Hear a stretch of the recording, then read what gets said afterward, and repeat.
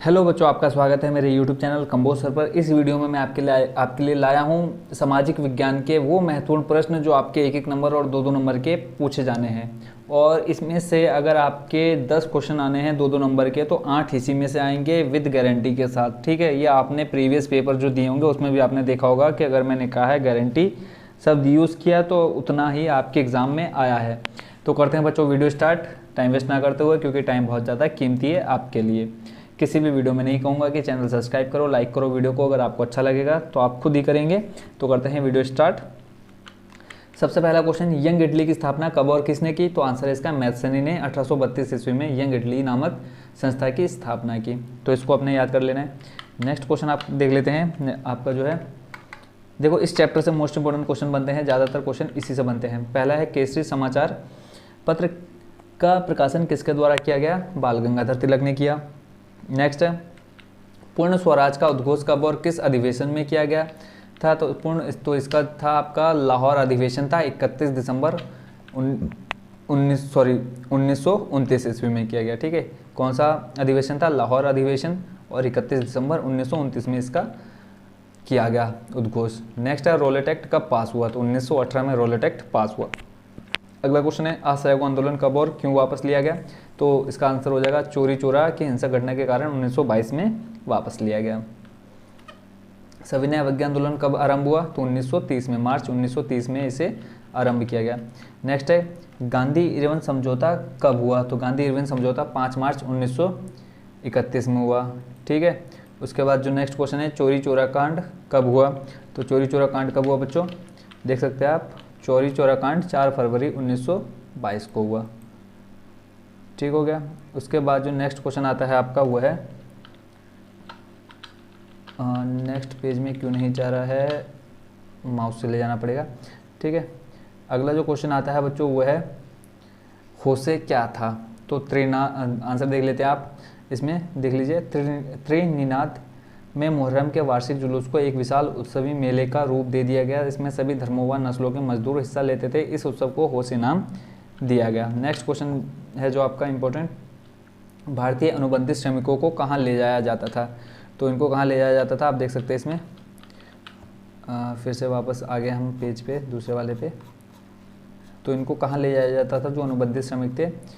ठीक है, और बच्चों आप कमेंट में ज़रूर बताना इनमें से कितने क्वेश्चन आपको पहले से याद हैं। तो आंसर हो जाएगा इसका, भारतीय अनुबंधित श्रमिकों को कैरिबियाई द्वीप समूह और मॉरिशस, फिजी, सिलोन जो आज क्या है श्रीलंका है, मलाया व असम ले जाते थे। नेक्स्ट क्वेश्चन आपका देखते हैं, औद्योगिकरण क्या है? तो इसका आंसर पढ़ लेते हैं आराम से। औद्योगिकरण एक सामाजिक और आर्थिक प्रक्रिया का नाम है। इसमें मानव समूह की सामाजिक आर्थिक स्थिति परिवर्तित हो जाती है और उद्योग धंधों की प्रधानता हो जाती है। नेक्स्ट क्वेश्चन है, औद्योगिक क्रांति सर्वप्रथम कहाँ हुई? तो औद्योगिक क्रांति बच्चों आपने पढ़ी होगी, कहाँ हुई? सबसे पहले इंग्लैंड में आरंभ हुई। नेक्स्ट जो क्वेश्चन है, जेम्स वाट क्यों प्रसिद्ध है? जेम्स वाट का नाम आपने सुना होगा। क्या किया था जेम्स वाट ने? भाप के इंजन का आविष्कार किया था। इसका राइट आंसर हो जाएगा। सन 1889 ईस्वी में भाप से चलने वाले इंजन के सुदृढ़ रूप का आविष्कार किया था। नेक्स्ट क्वेश्चन देख लेते हैं, शहरीकरण से आप क्या समझते हैं? तो स्क्रीन पर आपको आंसर दिख रहा होगा। क्या है? ग्रामीण क्षेत्रों से लोगों के पलायन के कारण शहरों में जनाधिक्य, यानी गांव से लोगों के पलायन के कारण शहर में जनसंख्या बढ़ जाना शहरीकरण कहलाता है। ठीक है, उसके बाद जो नेक्स्ट क्वेश्चन आ जाता है आपका वो है, मुद्रण क्रांति का क्या अर्थ है? तो प्रिंटिंग प्रेस द्वारा पुस्तकें छापने के नए तरीकों को मुद्रण क्रांति कहते हैं। अगला जो क्वेश्चन है वो है, गुटेनबर्ग द्वारा छापी गई पहली किताब कौन सी थी? और ठीक है, और इसका आविष्कार किसने किया था? तो प्रिंटिंग प्रेस का आविष्कार गुटेनबर्ग ने किया था और इसमें छपने वाली पहली पुस्तक बाइबिल थी। नेक्स्ट है, वेलम या चर्मपत्र क्या है? तो वेलम या चर्मपत्र पशुओं के चमड़े से बनी सतह है जिस पर लिखने का कार्य किया जाता है। नेक्स्ट है, नवीकरण संसाधनों के 2 उदाहरण देना है। तो नवीकरण संसाधन कौन से? सौर ऊर्जा और पवन ऊर्जा। नेक्स्ट है, उत्पत्ति तथा समाप्यता के आधार पर संसाधनों का वर्गीकरण कीजिए। तो उत्पत्ति के आधार पर जैव और अजैव, समाप्यता के आधार पर क्या जाएंगे? नवीकरणीय और अनवीकरणीय। नेक्स्ट है, रियो डी जेनेरो क्या है? बोलते बोलते बच्चों गले में दर्द हो रहा है। ठीक है, नेक्स्ट देखते हैं, रियो डी जेनेरो पृथ्वी सम्मेलन कब आयोजित किया गया? तो इसका जो राइट आंसर हो जाएगा ये था आपका जून 1992 में ब्राज़ील के शहर रियो डी जेनेरो में प्रथम अंतर्राष्ट्रीय पृथ्वी सम्मेलन आयोजित किया गया। नेक्स्ट पेज में आ जाते हैं हम। नेक्स्ट है भारत की कितनी जनसंख्या कृषि कार्यों में संलग्न है, तो लगभग 64%। फिर रबी तथा खरीफ की एक एक फसल का नाम लिखना है, तो रबी का हो जाएगा चना, खरीफ का हो जाएगा चावल। फिर है भारत के 2 मुख्य चाय उत्पादक राज्यों के नाम लिखिए।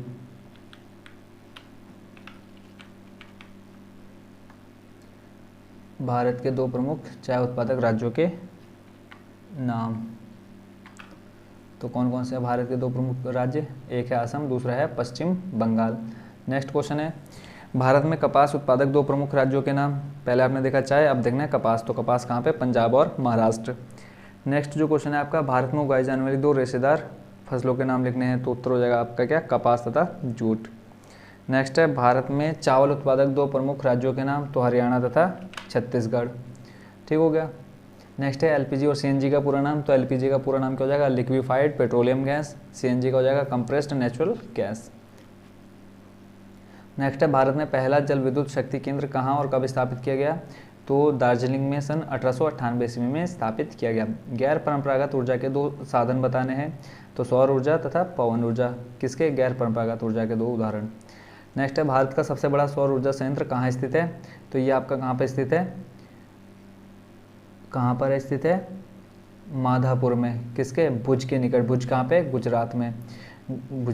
भुज के निकट माधापुर में स्थित है।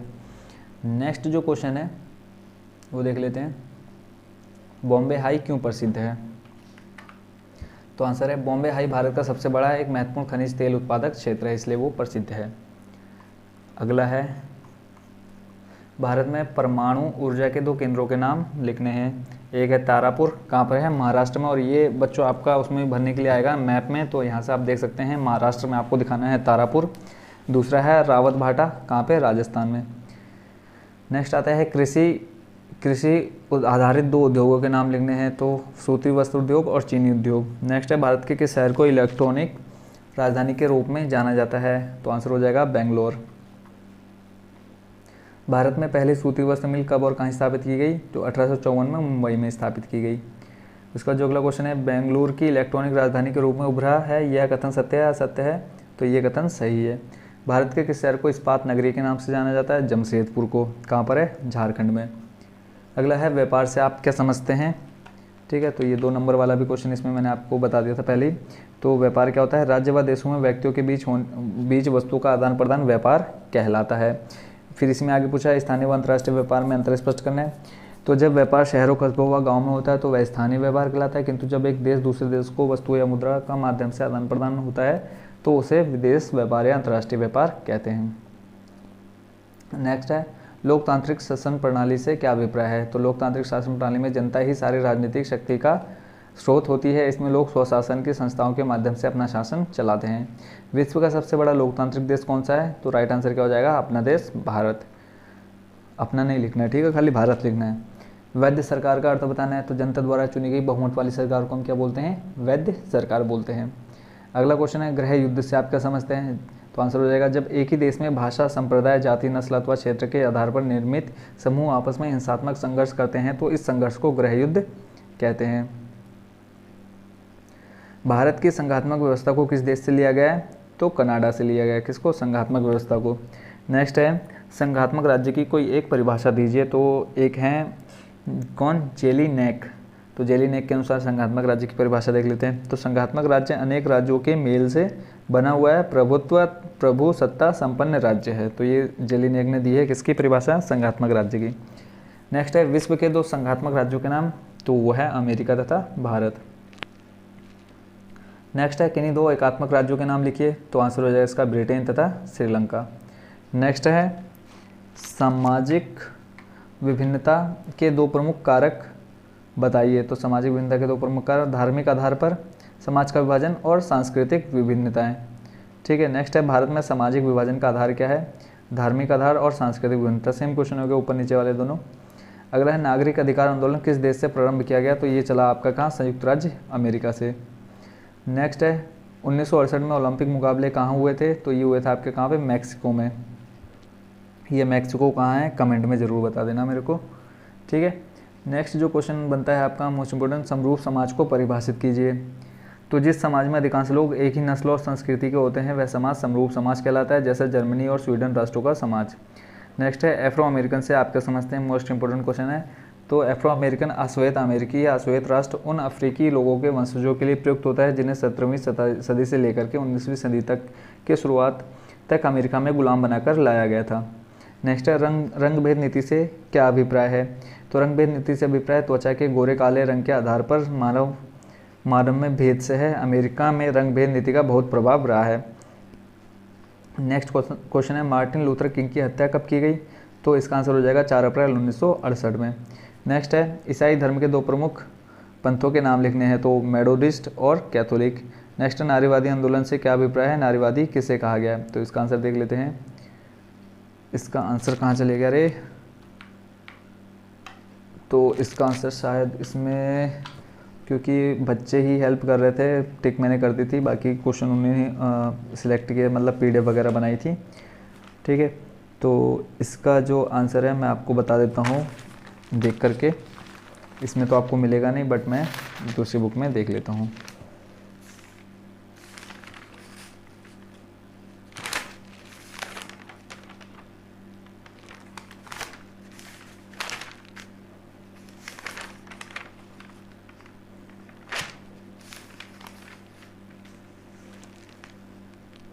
क्वेश्चन क्या है, नारीवादी आंदोलन से क्या अभिप्राय है। तो नारीवादी आंदोलन, देखो इसका जो आंसर हो जाएगा, दुनिया के अलग अलग भागों में महिलाओं ने अपने संगठन बनाए और बराबरी के अधिकार हासिल करने के लिए आंदोलन किए। इन आंदोलनों में महिलाओं के राजनीतिक और वैधानिक दर्जे को ऊंचा उठाने और उनके लिए शिक्षा तथा रोजगार के अवसर बढ़ाने की मांग की गई। इन्हीं आंदोलनों को नारीवादी आंदोलन कहा गया है। ठीक हो गया। नेक्स्ट क्वेश्चन में आ जाता है, श्रम के लैंगिक विभाजन से क्या तात्पर्य है। तो आप देख सकते हैं यहाँ पे इसका आंसर क्या है, घर के कार्य जैसे खाना बनाना, कपड़े धोना, सफाई करना आदि काम महिलाएं करती हैं और पुरुष घर के बाहर का कार्य जैसे नौकरी करना, होटल में कार्य करना आदि ठीक है। तो कार्यों का यही विभाजन श्रम का लैंगिक विभाजन कहलाता है, यानी महिला तथा पुरुष के बीच जो काम होते हैं उनका विभाजन लैंगिक विभाजन कहलाता है। नेक्स्ट है धर्मनिरपेक्ष राष्ट्र किसे कहते हैं। तो धर्मनिरपेक्ष राष्ट्र से आशा है जिस राष्ट्र का कोई धर्म ना हो। धर्मनिरपेक्ष राष्ट्र में अनेक प्रकार के धर्म तथा पंथों का अस्तित्व होता है। नेक्स्ट है सर्वधर्म समभाव शब्द से क्या अभिप्राय है। तो सर्वधर्म समभाव शब्द से अभिप्राय है कि शासन सभी धर्मों के साथ समान बर्ताव करे। अगला क्वेश्चन आ जाता है, जातिगत भेदभाव से मुक्त समाज की व्यवस्था बनाने वाले 2 समाज सुधारकों के नाम लिखिए। तो पहला है राजा राम मोहन राय, दूसरे हैं doctor Bhimrao Ambedkar. Next question में आ जाते हैं, सार्वभौमिक वयस्क मताधिकार किसे कहते हैं। तो सार्वभौमिक वयस्क मताधिकार बिना किसी जाति, धर्म, संप्रदाय, लिंग, शिक्षा अथवा वर्ग के भेदभाव के सभी वयस्क पुरुषों तथा महिलाओं को मतदान का अधिकार प्रदान करने की स्थिति को कहते हैं। इसमें मतदान का अधिकार अवयस्क, पागल, दिवालिया, अपराधियों तथा विदेशियों को प्रदान नहीं किया जाता है। नेक्स्ट क्वेश्चन देख लेते हैं, भारत के किन्हीं 2 वामपंथी दलों के नाम लिखिए। ठीक है, पहला है इसमें भारतीय कम्युनिस्ट पार्टी, दूसरा है मार्क्सवादी कम्युनिस्ट पार्टी। किन्हीं 2 क्षेत्रीय दलों के नाम लिखने हैं, शिवसेना और अकाली दल। राजनीतिक दल के 3 प्रमुख हिस्सों के नामों का उल्लेख कीजिए। पहला है नेता, सक्रिय कार्यकर्ता, फिर अनुयायी। अब इसमें एक क्वेश्चन मैंने छोड़ दिया है, वो मैं आपसे पूछ लेता हूँ कि भारत के किन्हीं 2 राष्ट्रीय दलों के नाम लिखिए। क्षेत्रीय दल मैंने बता दिए, राष्ट्रीय दल आप बताइए। नेक्स्ट पेज देखते हैं, द्विदलीय पद्धति किन 2 देशों में पाई जाती है। तो आंसर है इसका ब्रिटेन तथा अमेरिका। नेक्स्ट क्वेश्चन है, सार्वभौमिक वयस्क मताधिकार आपने पढ़ लिया। नेक्स्ट आ जाते हैं हम, राष्ट्रीय आय से क्या अभिप्राय है। तो राष्ट्रीय आय क्या है, जिस प्रकार किसी उत्पादन की एक इकाई की वास्तविक उत्पत्ति का अनुमान प्रतिवर्ष लगाया जाता है, वैसे ही किसी एक राष्ट्र की समस्त उत्पत्ति का अनुमान लगाया जाता है। यह संपूर्ण उत्पत्ति उस राष्ट्र की राष्ट्रीय आय या राष्ट्रीय लाभांश कहलाती है। नेक्स्ट है, आय के अतिरिक्त हमारे जीवन के किन्हीं 2 महत्वपूर्ण पहलुओं का उल्लेख कीजिए। तो पहला है आपका क्या, शिक्षा, और दूसरा है मौलिक अधिकार।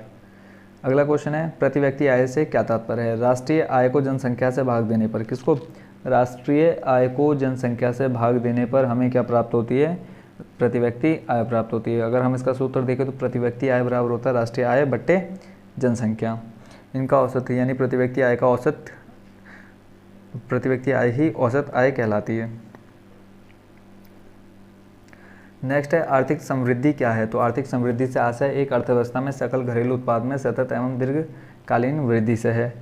ठीक है बच्चों, मैं कहीं रुक रहा हूँ तो समझ लो कि गले को थोड़ा रेस्ट दे रहा हूँ, क्योंकि कंटिन्यू पढ़ना बहुत भारी पड़ रहा है मेरे लिए। नेक्स्ट है, देखो आर्थिक समृद्धि क्या है। तो आर्थिक समृद्धि से आशय एक अर्थव्यवस्था में सकल घरेलू उत्पाद में सतत एवं दीर्घकालीन वृद्धि से है। नेक्स्ट है, भारत के किस राज्य में प्रति व्यक्ति आय सबसे अधिक है। तो आंसर है आपका गोवा। तो ठीक है, गोवा क्यों है, तो गोवा क्यों है, आपका एक टूरिस्ट प्लेस है, आपने देखा होगा वहाँ पे समुद्र है, लोग बीच वहाँ पे घूमने जाते हैं, पिकनिक मनाने जाते हैं, तो सबसे ज़्यादा प्रति व्यक्ति आय वहीं की। HDI का पूरा नाम, तो इसका पूरा नाम क्या हो जाएगा, ह्यूमन डेवलपमेंट इंडेक्स, मानव विकास सूचकांक। नेक्स्ट है आपका HDR का पूरा नाम, तो इसका क्या हो जाएगा, ह्यूमन डेवलपमेंट रिसोर्सेज। ठीक है, नेक्स्ट क्वेश्चन देख लेते हैं। राष्ट्रीय ग्रामीण रोजगार गारंटी अधिनियम को काम का अधिकार क्यों कहा गया। तो इसका आंसर हो जाएगा, देखते हैं। इस अधिनियम के अंतर्गत उन सभी लोगों को जो काम करने में सक्षम है और जिन्हें काम की जरूरत है, सरकार द्वारा वर्ष में 100 दिन के रोजगार की गारंटी दी गई है, इसलिए इसे काम का अधिकार कहा गया है। नेक्स्ट क्वेश्चन है, प्राथमिक क्षेत्र को कृषि एवं सहायक क्षेत्र क्यों कहा जाता है। देखो प्राथमिक क्षेत्र में कौन आते हैं, जो कृषि वगैरह या दिहाड़ी मजदूरी का काम करते हैं, सब किसमें आते हैं, प्राथमिक क्षेत्र में। तो सेम आंसर लिखा है, प्राथमिक क्षेत्र को कृषि एवं सहायक क्षेत्र इसलिए कहा जाता है क्योंकि हम अधिकांश प्राकृतिक उत्पाद कृषि, डेयरी, मछली, जो मत्स्यान लिखा है इसको मछली पालन बोलते हैं, और वनों से प्राप्त करते हैं। नेक्स्ट पेज में आते हैं हम, मांग जमा को मुद्रा क्यों समझा जाता है। तो इसका जो आंसर हो जाएगा, देखो बैंक खातों में जमा धन को मांग करने पर निकाला जा सकता है, इसलिए इस मांग जमा को मुद्रा समझा जाता है। आपको भी पता होगा इसका आंसर। नेक्स्ट है, स्वयं सहायता समूह किससे कहते हैं। तो यह आर्थिक रूप से कमजोर लोगों द्वारा बनाया गया ऐसा समूह है जिसके सदस्य छोटी छोटी बचत कर परस्पर सहयोग करते हैं। आपने भी लोकल में अपने गाँव में देखा होगा इस टाइप के समूह चलते हुए। नेक्स्ट है, ग्रामीण क्षेत्रों में साग की मांग क्यों होती है। तो इसलिए होती है क्योंकि वहाँ लोग गरीब होते हैं और नकदी का अभाव होता है। नेक्स्ट देखते हैं, विश्व व्यापार संगठन मोस्ट इम्पोर्टेंट है इस बार, क्योंकि इससे बहुत ज़्यादा प्रेजेंट टाइम में ये चर्चा में रहा है, तो इसको आपने अच्छे से देख लेना है कि विश्व व्यापार संगठन के मुख्य उद्देश्य क्या है। पहला है जीवन स्तर में वृद्धि करना, सेकंड है वस्तुओं के उत्पादन एवं व्यापार का प्रसार करना। नेक्स्ट देख लेते हैं, विदेश व्यापार के उदारीकरण से आप क्या समझते हैं। तो सरकार द्वारा विदेश व्यापार से अवरोधों अथवा प्रतिबंधों को हटाने की प्रक्रिया को विदेश व्यापार का उदासीकरण कहते हैं। नेक्स्ट क्वेश्चन देख लेते हैं, सुनामी किस विदेशी मूल भाषा का शब्द है। तो ये जापानी मूल भाषा का शब्द है। फिर नेक्स्ट है, अब आपको ये पता होना चाहिए सुनामी का कहर किस क्षेत्र में ज़्यादा होता है। तो जहाँ पे समुद्र होता है वहाँ पे ज़्यादा होता है। नेक्स्ट है, मूर्छित होने पर क्या नहीं करना चाहिए। तो किसी व्यक्ति को के मूर्छित होने की दशा में मरीज को जब तक पूरी तरह होश ना आ जाए उठने नहीं देना चाहिए, तथा मरीज को ऐसी दशा में कुछ खाने या पीने के लिए भी नहीं देना चाहिए। उसके पास भीड़ नहीं लगानी चाहिए और धैर्य भी नहीं छोड़ना चाहिए। नेक्स्ट है आपका, आपदा के दौरान सामान्य संचार तंत्र काम क्यों नहीं करता। तो आंसर हो जाएगा इसका, आपदा के दौरान सामान्य संचार तंत्र तथा उससे ऊर्जा प्रदान करने वाला विद्युत तंत्र क्षतिग्रस्त हो जाता है, इसलिए सामान्य संचार तंत्र जैसे टेलीफोन, मोबाइल आदि कार्य नहीं करते हैं। ठीक है, और इसके बाद जो लास्ट आपके बचते हैं वो देख लेते हैं। राष्ट्रीय स्तर पर सूखा आपदा राहत हेतु निम्नलिखित में से कौन सा मंत्रालय उत्तरदायी होता है। तो आंसर हो जाएगा कृषि मंत्रालय। फिर है, राज्य स्तरीय आपदा प्रबंधन समिति के 2 सदस्यों के नाम लिखने हैं। तो पहला है मुख्यमंत्री, दूसरा है राजस्व विभाग के प्रमुख।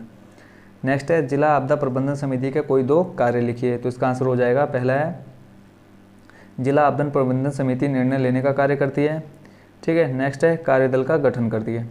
लास्ट जो क्वेश्चन है आपका, गांव स्तर पर आपदा प्रबंधन समिति का अध्यक्ष कौन होता है। तो गांव में कौन होता है आपको पता है अच्छे से, गांव का सरपंच या गांव का प्रधान। ठीक है, तो ये हो गए बच्चों आपके कौन से 1-1 नंबर और 2-2 नंबर वाले जो लिखने के लिए आते हैं आपके एग्जाम में। तो देखो बच्चों, सामाजिक का मैंने लगभग पूरे करा दिए हैं। मोस्ट इंपॉर्टेंट जो जो दीर्घ आते हैं आपके लॉन्ग टाइप में वो भी मैंने बता दिए हैं, जो 3-3 नंबर के आते हैं वो भी बता दिए हैं। फिर जो 1 नंबर के यानी आंसर लिखने के लिए आते हैं 1 लाइन में या 2 लाइन में वो भी बता दिए हैं, और बहुविकल्पीय प्रश्न भी मैंने वीडियो अपलोड कर दिए। अब बस एक चीज़ आपकी रह गई है मैपिंग की। ठीक है, तो नक्शे के भी मैं एक वीडियो ज़रूर बनाऊंगा, उसमें भी आपको पूरी डिटेल से बताऊंगा कि कौन सा स्थान किस जगह पर है। तो मिलते हैं बच्चों नेक्स्ट वीडियो में। Thank you so much for watching.